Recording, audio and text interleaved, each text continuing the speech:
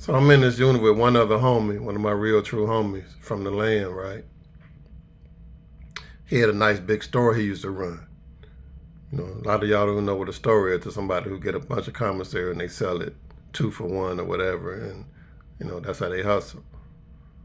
So I come in off the yard one day from working out, and somebody ducked in my cell and told me, said, man, 2 DC dudes ducked in the cell and robbed my homie.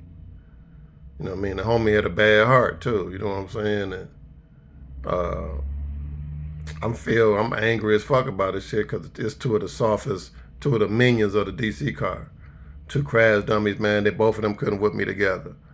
You know what I mean? And this shit bothered me and bothers me. This one of the situations where I really felt punked.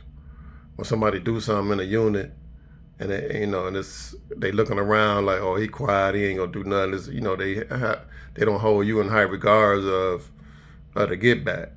And that shit bothered me for a long time. I lost sleep over this. You know what I'm saying? And I wanted to dog the two little dudes out for real. And I went to the other dudes in the car. And, oh man, you got to think about you trying to crash out. You got to think about the rest of us. You know, it's like when you're the minority, in the gladiator spot, and you're the minority, man, you do got to think about your homies. But I just felt like, man, it was nothing else happened, to me after that. You know what I mean? I don't want to say to each his own or individual. I feel like, man, everybody ain't no gladiator. Ain't nobody here ain't no lion. Everybody don't have the stature of toughness. You know what I mean? That don't mean they not man and they not on man time. You know what I'm saying? So that shit bothers me. And this one of the times where I really felt like I got punked. You know what I mean? So my homie ended up dying the next day. And I feel like the incident of that robbery and stuff affected his heart.